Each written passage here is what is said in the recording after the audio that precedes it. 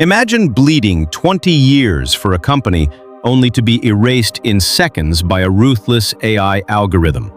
No warning, no dignity, just a digital slaughter designed to bankrupt your family and fund a CEO's bonus. This is corporate America's darkest secret, and you are already on their list. Imagine waking up tomorrow and discovering that the last 2 decades of your life never happened. The blood, the sweat, the missed family dinners, the stress that aged you prematurely, all of it erased in a fraction of a second by a silent, invisible line of code. You do not get a face-to-face conversation. You do not get to defend yourself. You do not even get to pack the photos on your desk. You simply stop existing in the system. This is not a dystopian science fiction concept. This is a massacre happening right now, in broad daylight, to the most loyal and experienced segment of the American workforce. Before we pull back the curtain on this corporate horror story, I need to ask you a favor. If you want to understand the dark truth of what is really happening to our livelihoods, please hit the subscribe button to support the channel so we can continue exposing these harsh realities in future videos. At Credit Card Payoff Plan US warmly welcomes you to a story they desperately want to keep hidden in the shadows. Now, picture a computer monitor glowing with a sterile, unforgiving blue light. A 58-year-old woman stares at it, her heart pounding against her ribs. She has spent exactly 22 years, 4 months, and 12 days bleeding for a single corporation.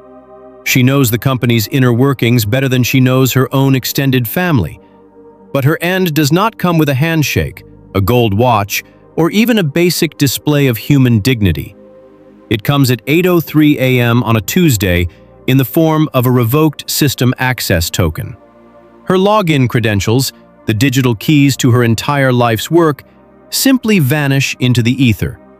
A cold, automated email from an unmonitored HR inbox serves as the only eulogy for over 2 decades of unconditional loyalty.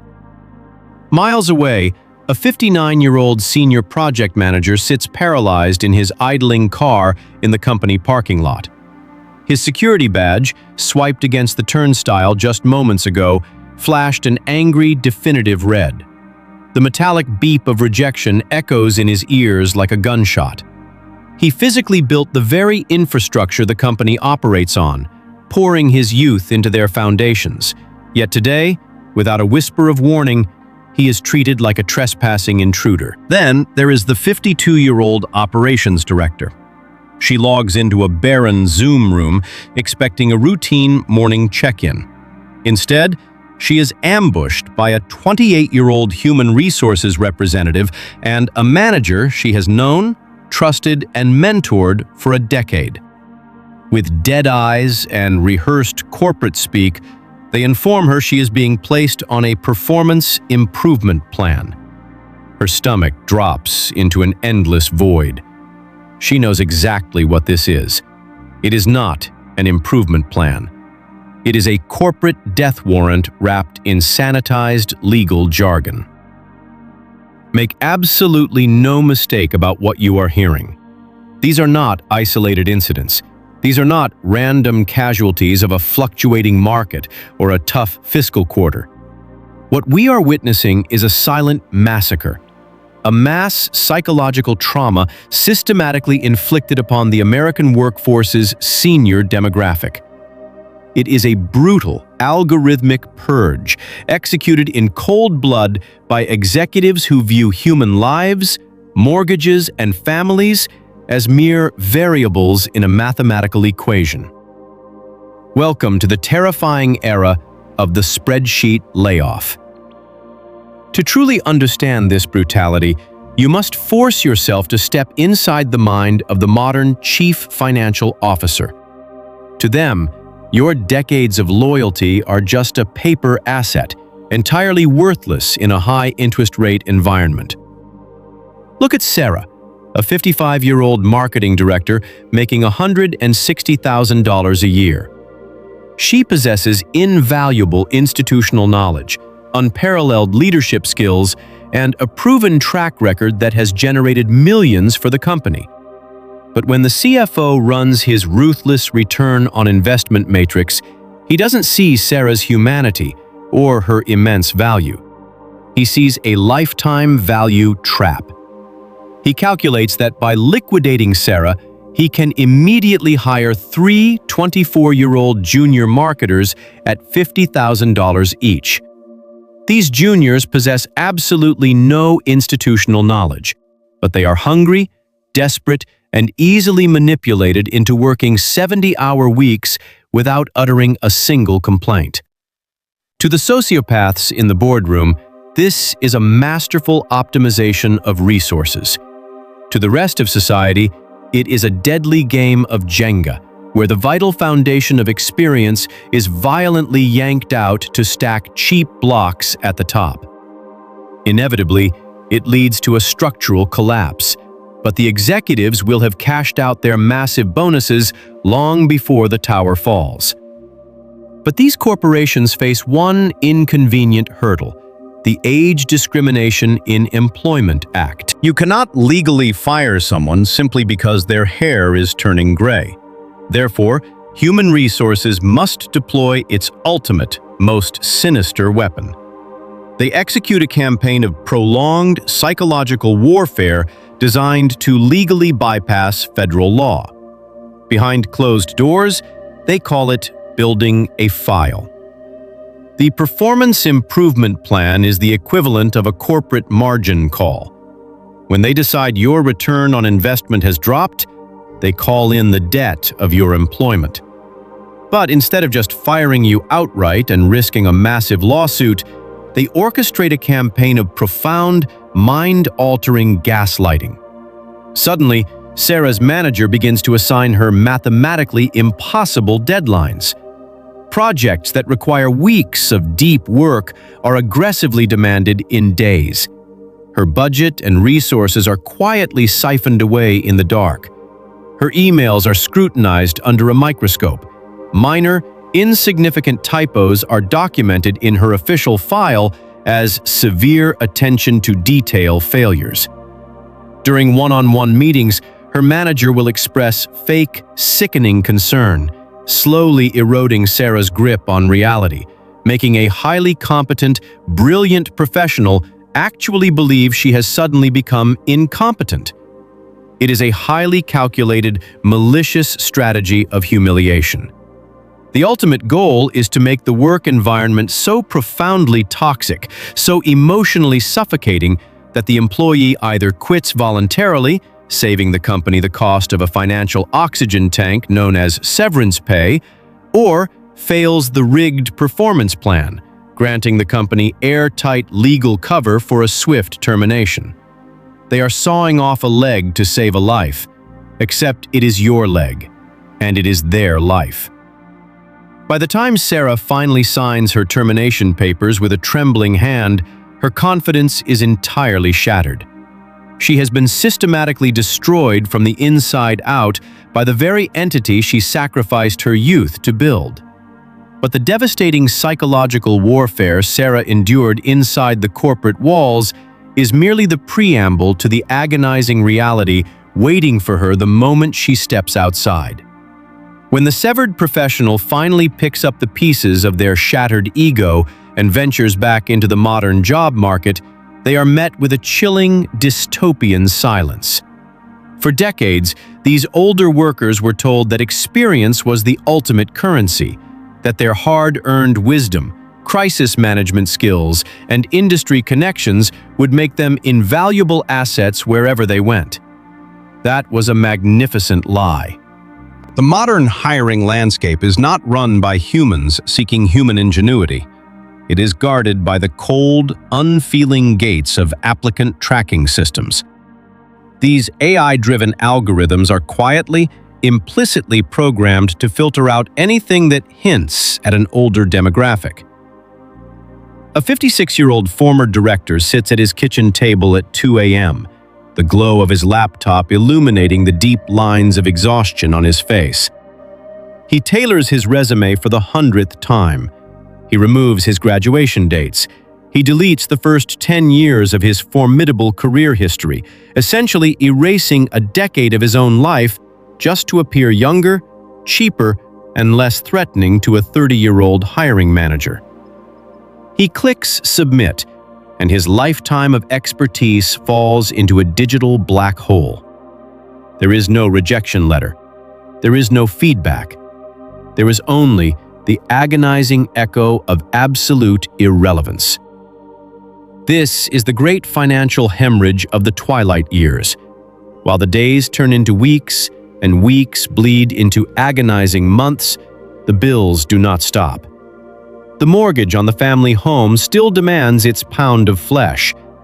College tuitions for their children still need to be paid. Healthcare, once heavily subsidized by the corporation, suddenly transforms into an astronomical out-of-pocket expense that can bankrupt a family with a single emergency. The severance package, if one was even offered, evaporates with terrifying speed. Soon, the unthinkable happens. They are forced to crack open the nest egg.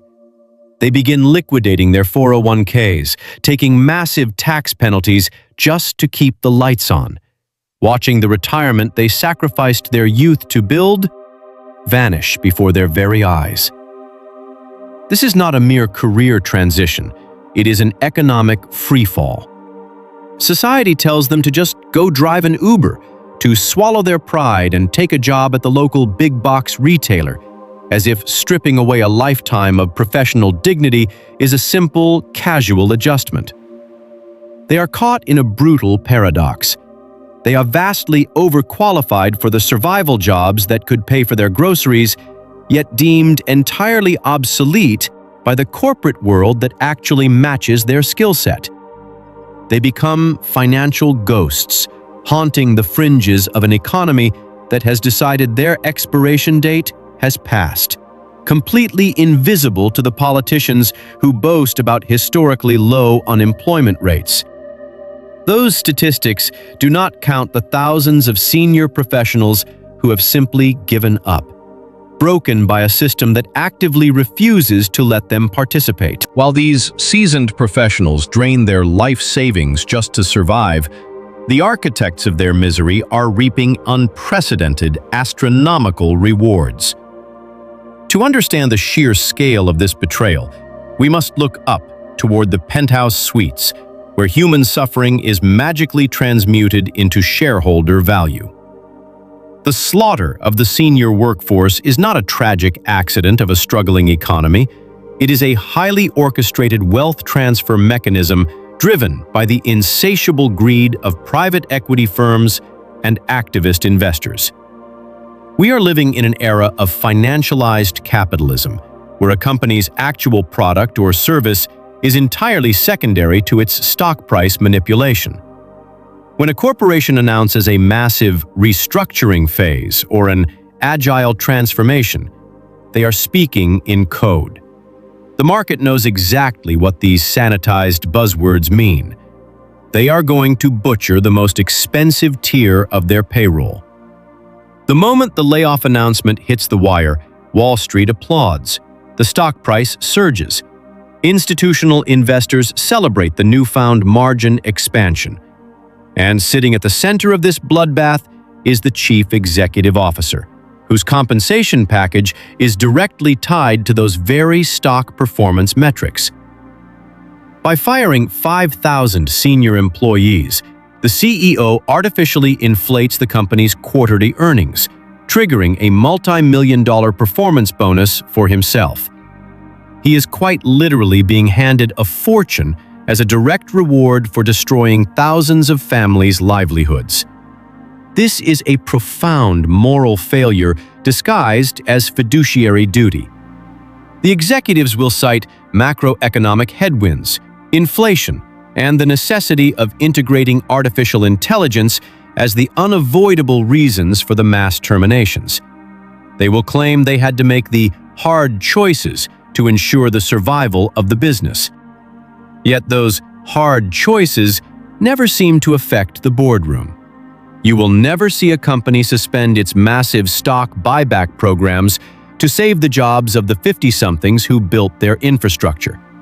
They will spend billions of dollars purchasing their own stock to artificially pump its value, enriching the elite class, while simultaneously claiming poverty when it comes to retaining their most loyal workers. It is a parasitic business model. They extract the prime working years of an individual's life, harvest their intellectual property, and right before the employee reaches the age where they might require more health care or a robust pension, they are discarded like a spent battery. The corporation privatizes the gains of the workers' youth and socializes the costs of their aging, dumping the financial burden of these discarded professionals onto the broader social safety net. It is a breathtakingly cynical operation, executed by individuals who have entirely divorced themselves from the human consequences of their spreadsheets, sleeping soundly in gated communities funded by the stolen stability of the American middle class. This ruthless corporate math does more than just manipulate stock prices. It cascades down into the very living rooms of its victims, fracturing the foundation of their personal lives. In American culture, we do not just work our jobs, we become them. When you meet someone at a dinner party, the very first question asked is, "What do you do?" Your profession is your identity, your status, your perceived value as a human being. So, what happens when that identity is violently amputated at age 55? The result is an invisible psychological epidemic of grief, shame, and profound loss of self that no one is courageous enough to talk about. The silence within the home becomes deafening. The former executive, a person who used to manage multi-million-dollar budgets and command rooms full of people, now sits on the edge of the bed in the middle of a Tuesday afternoon, staring blankly at the wall. A deep, suffocating shame begins to take root. They feel they have failed their spouse, failed their children, and failed themselves, even though they were the victims of a rigged game. They hide their unemployment from their neighbors, leaving the house at 8 a.m. in a suit just to sit at a coffee shop for hours, pretending they still have a place in the world. They cannot bear the pitying looks, the hushed whispers of friends wondering what went wrong.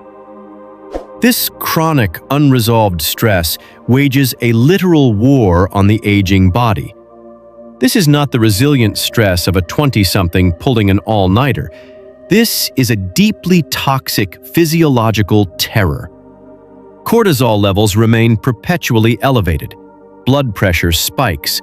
The risk of heart attacks and strokes skyrockets among older individuals who have recently experienced a sudden job loss. They are aging a decade in a matter of months. Meanwhile, the marital strain becomes unbearable. The dynamic of the household is violently upended. Resentments simmer over cutting back on expenses, over canceled vacations, over the looming terror of an unfunded retirement. Spouses who planned to spend their golden years traveling are now looking at each other across the dining room table, paralyzed by the fear that one of them might have to take a minimum wage job just to keep their health insurance. It is a profound spiritual death. The corporation did not just take their paycheck. It stole their dignity, their peace of mind, and the narrative of their life's work. The individual begins to internalize the rejection, wondering if the gaslighting HR manager was right all along. They start to believe that they are, in fact, useless, a burden to society, a relic of a bygone era, slowly fading into the shadows of their own life while the world speeds on without them. Yet even in the depths of this manufactured despair, we cannot simply surrender to a system designed to discard us. If there is a silver lining to be ripped from the jaws of this corporate tragedy, it is the brutal, necessary death of the loyalty myth. The era of giving your soul to a single employer, trusting that they will take care of you in your autumn years, is definitively, irrevocably dead. We must look at this wreckage not just as a tragedy, but as a violent awakening. To survive in this modern economic meat grinder, the American worker must undergo a radical shift in consciousness. We must stop treating corporations like families. A family will hold your hand when you are sick. A corporation will terminate your health insurance the moment your heart monitor flatlines. We must adopt a posture of radical self-preservation and defensive pessimism. This means recognizing that your job is merely a temporary transaction, a lease that can be canceled by a stranger at any given moment. From the day you sign an employment contract, you must actively prepare for the day they escort you out of the building. This is no longer cynicism. This is the fundamental requirement for financial survival. The new American dream is no longer about climbing a corporate ladder that is missing its top rungs. It is about building an unassailable fortress of autonomy. It requires meticulously developing multiple streams of income, side hustles, and investments that are completely insulated from the whims of a sociopathic chief financial officer. It means ruthlessly guarding your own personal brand and industry network, recognizing that your true value exists entirely outside the walls of the company that currently rents your time. If they are building a file on you, you must be building an exit strategy on them. For those currently enduring the slow execution of a performance improvement plan, or for those staring into the abyss of sudden unemployment in their 50s, know this: your worth is not dictated by a sterile algorithm or a cowardly middle manager. The decades of wisdom, the storms you have weathered, the crises you have solved, these are indelible parts of who you are. The system is broken, but you are not. You are simply playing on a board where the rules were changed in the dark. It is time to stop waiting for corporate America to hand back your dignity. It is time to take it back by force, by refusing to be a victim, by speaking the truth of this silent massacre, and by building a life so resilient that no line of code, no matter how ruthless, can ever erase your existence. The modern corporate landscape has devolved into a ruthless machine that treats seasoned professionals not as valuable assets, but as disposable liabilities. The twilight of one's career, once meant to be a period of respect and financial security, has been hijacked by algorithmic bias, boardroom greed, and toxic corporate restructuring. We are witnessing a tragic wealth transfer where the prime years of dedicated employees are harvested, only for them to be discarded into a digital void just as they reach their most vulnerable stage of life. This systemic betrayal strips away not only financial stability, but also human dignity, leading to an invisible epidemic of psychological devastation. However, within this harsh reality lies a necessary and violent awakening. The era of corporate loyalty is officially dead, replaced by a hyper-financialized economy where survival demands absolute self-reliance. We can no longer afford to tie our identity or our survival to institutions that view human life as a mere line item on a spreadsheet to be erased for a quick bump in shareholder value. Instead of surrendering to this manufactured despair, the modern worker must pivot toward radical self-preservation. By recognizing that every job is inherently temporary, we can detach our self-worth from our corporate titles. The ultimate victory over this sociopathic system is not found in begging for a seat back at their table, but in building an autonomous, resilient life that no corporate entity can ever take away. Corporate loyalty is a dangerous illusion, and your professional title is not your identity. Institutions are designed to protect their bottom line, not your humanity. True security does not come from a prestigious job title or decades of faithful service to a single employer. It is generated solely by your own autonomy, resilience, and financial adaptability. Realize your identity from your job. Cultivate passions, relationships, and a sense of self-worth that exist entirely outside of your 9-to-5. When someone asks what you do, practice answering with your personal interests and values, not just your corporate title. Adopt radical self-preservation. Treat your current employment as a temporary business transaction. Always have an exit strategy. Constantly update your resume, upskill on your own time, and actively maintain a vibrant professional network that extends far beyond the walls of your current company. Build financial fortresses. Never rely solely on a single corporate paycheck. Start aggressively building multiple streams of income, whether through investments, side hustles, consulting, or freelance work, so that a sudden corporate layoff becomes merely a temporary speed bump rather than a catastrophic economic freefall. Do you believe that corporate loyalty still exists in today's job market? Or have we fully entered an era where every employee is viewed as replaceable? Please take a moment to share your thoughts and experiences in the comment section below, so we can all learn and draw strength from each other's perspectives. If this message resonated with you, please subscribe to the channel. Your support is absolutely vital and gives us the motivation to keep creating deep, impactful content like this for you in the future.